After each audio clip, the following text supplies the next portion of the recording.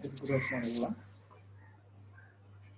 We are moving in this today's mechatronics class regarding the components of the electronic system. Present the components that are utilized for implementation of the small scale circuits or large scale circuits or very large scale integrated circuits. As far as the yesterday's class, we have been considered nominally we are having the connectivities that different diodes, transistors, its utilizations in the field of electronics. We had a discussion in this today's class, and furtherly continuing towards the today's class related to the rest of the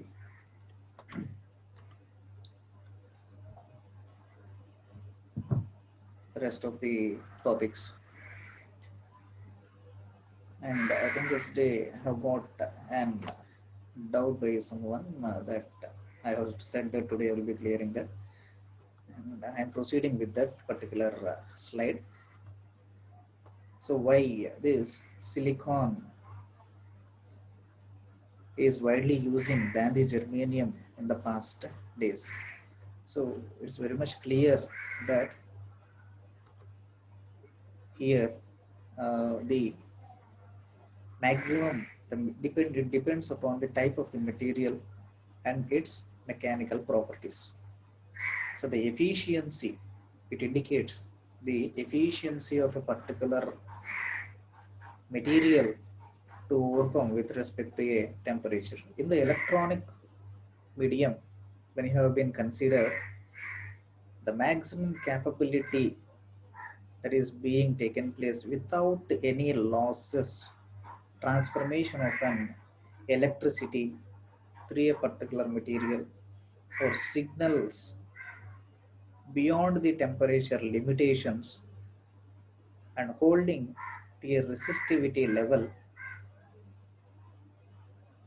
plays a major role in the case of transferring this electronic medium in the form of an voltage EMF and even in the form of a signal strength increasing of the bandwidth.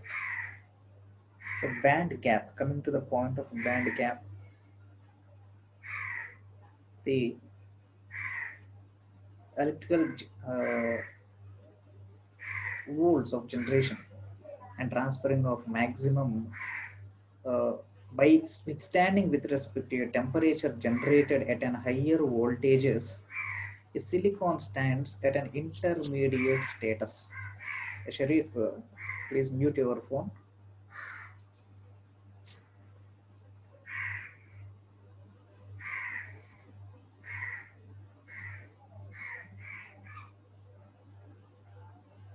Is at an intermediate status, and that too as per the mechanical properties has been considered the silicon with respect to the density and as well as the temperature. When the voltage has been generated, it increases to a particular stage in the yesterday's graph. If you have been considered, it will be increasing to a maximum extent of the temperature limitation and will be stabilizes at that particular point with respect to the silicon material. But the germanium material, as far as the density and temperature has been considered, it is increasing wide than the silicon. But later on, it is not stabilizing as per its mechanical properties, doesn't support the temperature characterizations. So hence it is decreasing linearly. At a what range of temperature increment or as per the current EMF is generated, it is increasing linearly. But later on, when the electrical power supply has been disconnected, the temperature factors will be getting down. So it is not getting stabilized at that particular point as far as the germanium is considered. And hence the silicon is even stabilizing at that particular point. Hence this silicon is placing a major role in nowadays than the germanium. So yesterday, this is the doubt that has been faced by me by one student. So due to the time lapse, yeah, today I have been explained that and moving furtherly towards the next topic. is we have discussed these electron hole concentrations, how the valence will be getting changed and covalent bonds will be getting formed. Upon the breakage of this bond, the holes are the universal recipients of grasping the electrons and for the generation of this EMF at a particular voltage levels. As this drift current have been discussed in the today's class, mobility, and this is the velocity saturation limits. And I think this is the graphical representation in the yesterday's class while discussing here was erased that out. So this is the factor that it doesn't stabilize. See, verify the graph. As far as the velocity of the drift current has been increasing in the case of these electrical fields due to the temperature or breakage of the covalent bonds, these holes will grasp the electrons and EMF generations will be taking place. As far as this silicon metal is considered linearly, it is increasing with respect to the electrical field generation and stabilizing to a particular extent as per the velocity. But this Germanium, a bit it is increasing and next even doesn't having a stabilization condition and gradually it makes a possibility of decreasing. Even the combined material or integrated material, there is an gallium arsenide, GaAs, it suddenly decreases depending upon the another material's properties or mixing with respect to the gallium. So hence, even upon bonding with that particular material, even that arsenide, that is arsenide, it is getting decreased at a gradual status of decrementing in the case of electrical field generation. Right? That is the concept here in the case of solid state electronics. Moving on to the doping condition, as we have already discussed that a minimal amount of addition of these EMF with an atomic range, that is in a minute range, adding of very small, well-controlled amounts of impurities to a semiconductor that increases the bonding strength, indeed to form the EMF or indeed to generate the EMF. That is nothing but the doping factor and acceptors and impurities of the silicon. We have been discussed with respect to the boron material, how the equilibriumly upon the valence is being created. And as far as the phosphorus material has been considered with respect to silicon bonding, here bonding represents that the material will be having a composition of this phosphorus with respect to the silicon material. So phosphorus, you know what is the phosphorus behavior or material properties of this phosphorus? In an widely explosers, coal and phosphorus plays a major important role, right? And even on our Diwali crackers also will be utilizing phosphorus. So having highly igniting capabilities, that is temperature generating properties in the case of phosphorus. When it has been combined with respect to the silicon, the charge carriers will be having higher boost up in level. So EMF generation will be very much a high-end strategy. And even the atomic structure of this phosphorus, as far as our discussion, the silicon is bonded with respect to four different pairs upon pairing, but phosphorus is having it's a structure that it will be exhibiting its strength in five different ways, that it either may be of an charge expelling towards the another nearby silicon atom particle, that is either towards the positive or towards the negative, as here it has been shown. Already this phosphorus material has been bonding with respect to the silicon. There is one direction, second direction, third bonding, fourth bonding. But the phosphorus structure, it is a five-way of getting bonded. So based upon its structural properties of phosphorus, it is being delivered with respect to a bonding factor of charge carriers, either in positive or negative, either in forward or reverse. In the case of a conduction of current, it will be bonding with respect to the fifth material or fifth atomic particle also. So it is the special case having the extra electron in the phosphorus structure. It is clearly specifying that phosphorus have the 5 outer shell electrons. The next one is diffusion current. It is useful to create carrier concentration gradients varying dopant concentration. So basically, it will be utilizing for high concentration regions, even when it is decreasing from higher concentration levels to the lower concentration levels in the semiconductors, or these electrons at a high valence shell is being transferred to a low valence shell. At that particular time, in the case of semiconductors, a highest volumetric efficiency taking place indeed to generate the electrons, and this holes collision basis of strategy. Collision basis of strategy, that is nothing but the implementation of production of the EMF, generation of the EMF. That what we'll be calling this depletion layer. That is depletion layer increases the depletion layer. So always it tends to move from the higher to lower range only, indeed to produce the or generate the EMF, which is necessary for the circuit to be driven. Here we will be having a clear-cut vision depending upon this, how the electric holes are being transferred to an electrons and how the bonding is being taking place, and depending upon the characterizations of the materials, how the bandwidth is being increasing, and internally the bandwidth is being decreasing and increasing as per the energy has been generated. And moving on with respect to two different particulars, that is conduction band and valence band.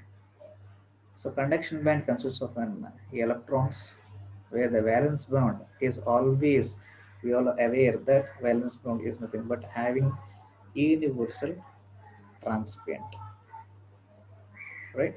So holes are being existing in the case of valence bands, and what are the criteria that is being taking place? Here it clearly is specifying that EZ is an energy band gap. How this band gap is being varied? So how it will be utilized? The energy, how it is being transferred to one system upon generation to another system. Here we are having a model of this conduction band and the valence band. At a zero level, represent this as a zero level. There is no any uh, transformations that are being taking place. Nothing but when the collision has been taking place in between the electrons and holes, then only the EMF will be getting generated. That all then that is an aware of. We all are aware of. But here there is no any condition, and hence this is called an ideal mode. Ideal mode which doesn't generate any of the EMF, right? And here clearly specifying that holes that are being transferred to an electrons, and hence valence bond is being generated transferred towards the conduction band, and hence generates the EMF to a particular value.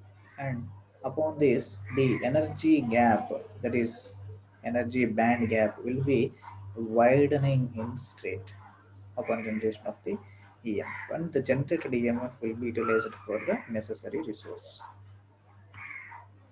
Yeah, how this depletion layer or energy band gap is getting varied when conduction band accepts the holes from the valence section, and simultaneously conduction band enters into the valence section. How it is being received? Here it plays two different phases. That is one p-type conducting, and next one it is n-type conducting. So p-type is nothing but an positive consideration, n is nothing but then negative considerations. So that holes are being transferred from a positive considerations to the negative considerations. So maximum in the case of the semiconductor with donor or n-type dopants, these atoms having with an electrons with energy ED, that is drift energy, as we have discussed before. And since it is very much close with respect to the ED to EC, there is electrons or conduction band, electrons within conduction band, very much easy. It is considering that very much nearer towards the conduction band, hence the conduction of electricity in the form of EMF generation is being taking place. So hence it is named as an N-type material to move up into the conduction band. Simultaneously, towards the valence band, that is nothing but acceptor or P-type dopants stated with respect to an atoms which are having covalent bonds generating an energy that is EA. It is very much close towards the valence region, and hence band valence band to move up into the acceptor sites. It is very much near and hence accepts the holes and and complete the bonding pairs. And simultaneously the EMF will be getting produced, generated EMF in the form of voltage will be utilized for an other sources. This energy band model for compensated semiconductor. So compensated semiconductor here plays a major role. It has both p-type and n-type dopants. So compensation in the sense we will be calling it as an in the case of compensation is nothing but indeed to equilibrate or indeed to get the condition of an equilibrium strategy. So in whatever it may be the reason it is that moving of an simultaneous electron band towards the valence band or else the valence band towards the conduction band. All right, the both the significations has been displayed in the clear cut diagram. Electron towards the, that is conduction band of electrons towards the holes for an acceptor level, that is an acceptor level to conduct the EMF or to generate the EMF. Simultaneously, yes, donor levels is just in getting incovalent bond with respect to the electron and generation of them EMF. So compensation says either of the situation may be happened indeed to get the either both n-type or p-type dopants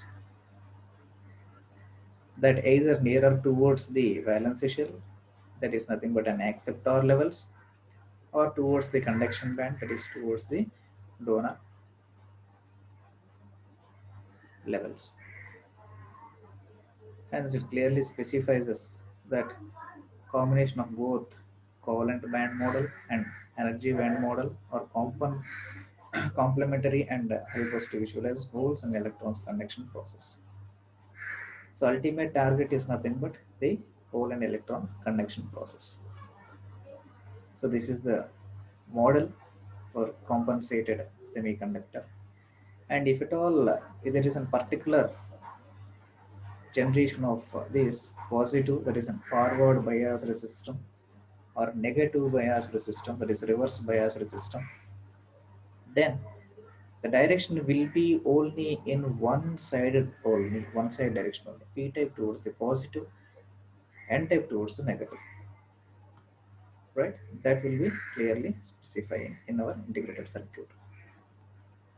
Here, the diagrammatical representation clearly specifying that in the first diagram, there is N-type silicon is utilized for overall material, and P-type region is a mask which is placing it and mounted photoresist that is laminated with respect to the silicon dioxide material. When it has been got in contact with respect to the photoresist level, the exposure light, the N-type silicon will holds the ion implantations into the internal strategy of N-type silicon.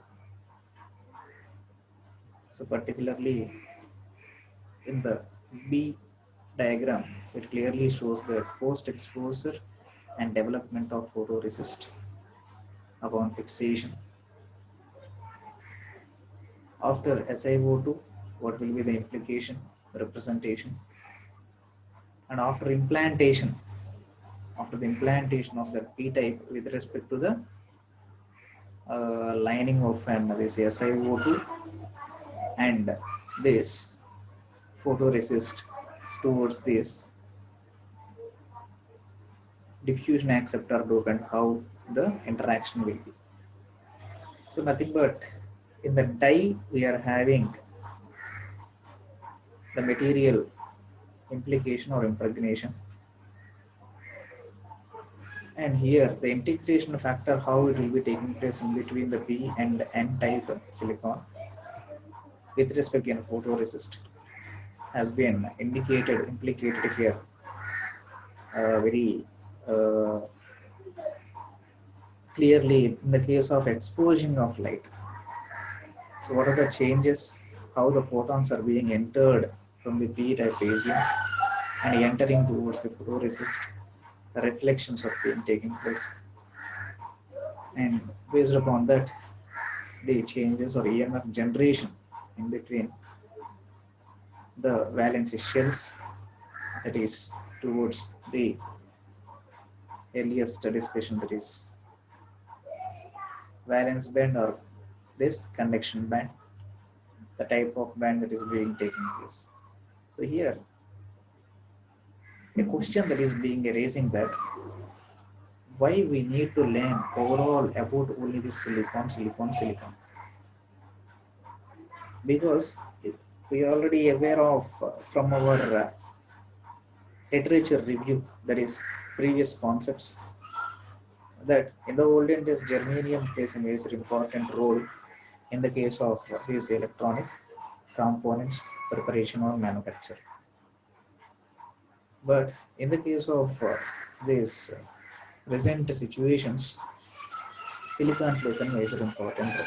So for this we have analyzed as per the advantages category, we have found different types of answers that silicon is a good recipient of these holes, that is negative charges towards the positive, and depending and it's betterly suitable for covalent bonding structure when compared to the germanium that we have been seen as per the graphical representation. Because of the velocity of incrementing towards the energy generation, silicon is being stabilizing with respect to the temperature that you have been seen in the graphical representation also.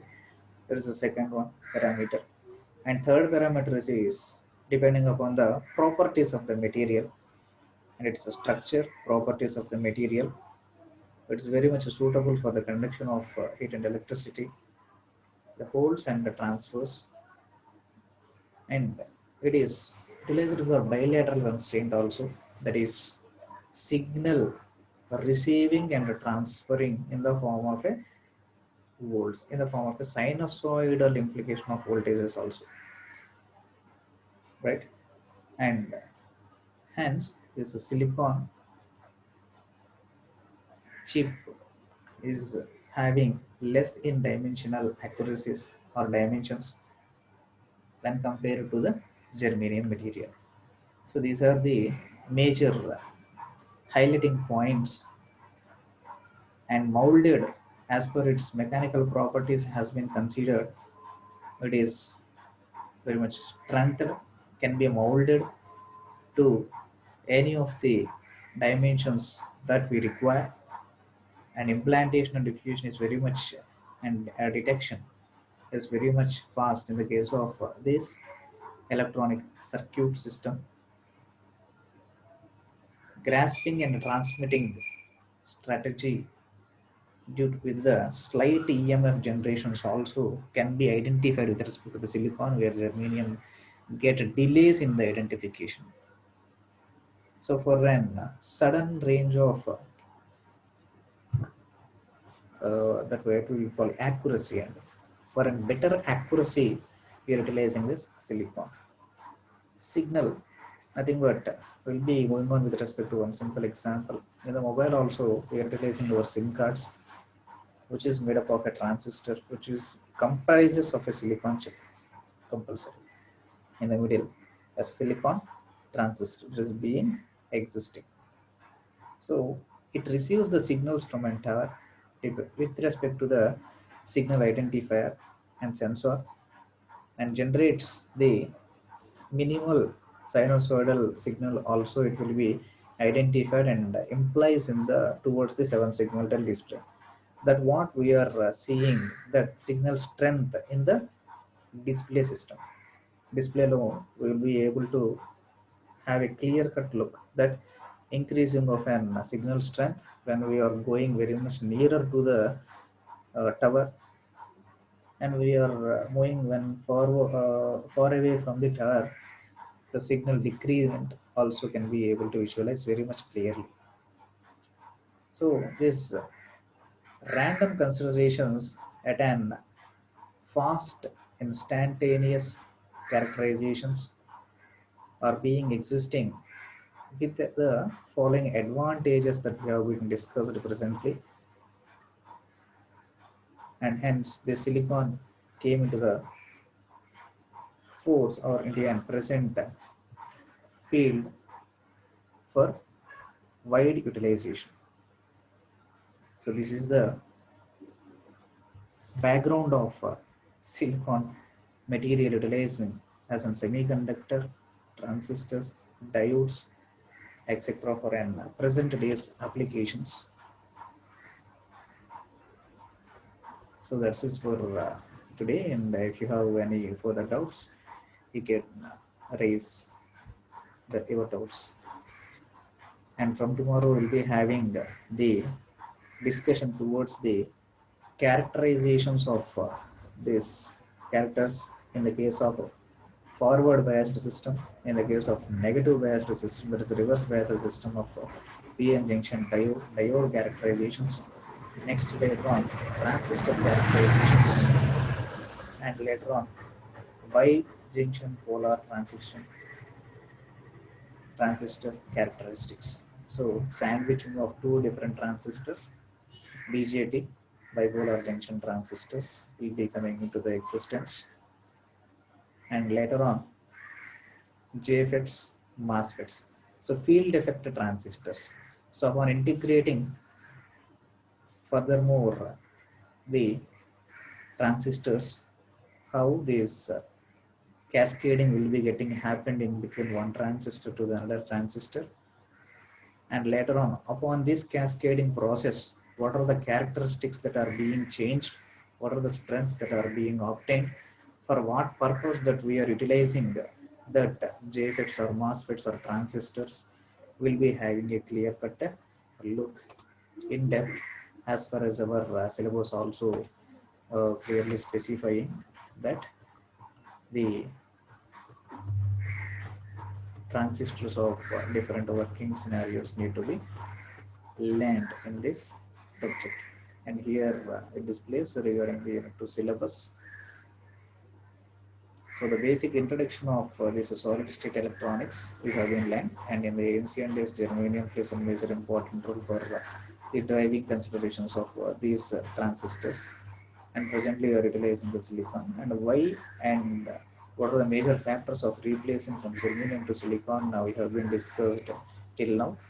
And from tomorrow we'll be seeing that what is a PN junction diode and what are its characterizations and its forward characteristics and its reverse bias characteristics. What is meant by biasing system? We'll be having a clear-cut discussion. And later on, this bipolar junction transistor BJT and what are the the cascading of two different transistors or diodes placed in transistor and these transistors has been cascaded with respect to the PN junction and the NP junction. PNP and NPN is a transistor, three different terminals, and upon cascading of those six different terminals, this bipolar junction transistor came into the force, and we'll be discussing regarding this BJT also. And there is a huge scope of asking the many number of questions regarding this BJT. And later on, effects, field effect transistor, we'll be discussing regarding it. And even next diac triac, there are similar components with respect to the FET system. Next, the LEDs, light emitting diodes, will be having a clear cut look towards it. So why it is related? We are able to look overall the electronic components in the case of this mechatronics, right? You have been already learned in the BEE subject also. I think EDC subject or BEE subject in the second year. You have come across it, and the main uh, vision of implementing this unit 2, that is electronic components, is nothing but you have mechatronics. The subject itself specifies it is a mechatronics, combination of mechanical and electronics. So you could able to understand that how much voltage is necessary to apply indeed to rotate the actuator which is fixed for an robotic arm. So indeed to rotate robotic arm towards the 30 degrees, how much electrical power supply need to be generated or applied, and what are the sinusoidal, even the sinusoidal applications also it need to be discovered, right? It need to be identified, that has to be taken into the base. So by considering these kinds of situations, these electronic components, only the basic electronic components were discussed in this chapter, and later on in the next one, in the next coming chapters, the third unit, fourth unit, fifth unit, etc., we'll be discussing regarding the hydraulic pneumatic strategies of operations in the case of this mechatronics and systemics and the present day's utilizations and the future scope. What is the future scope of robotics? So that we will be discussing in detail in this mechatronics subject. And one more thing, going on to the chat box. I think one person has raised his hand. If you have any further doubts, you can ask me.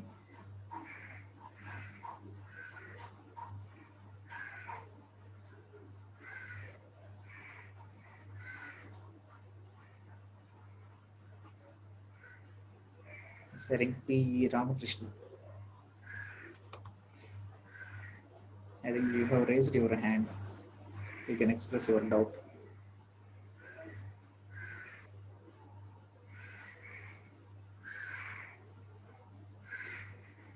We are having 5 more minutes of time.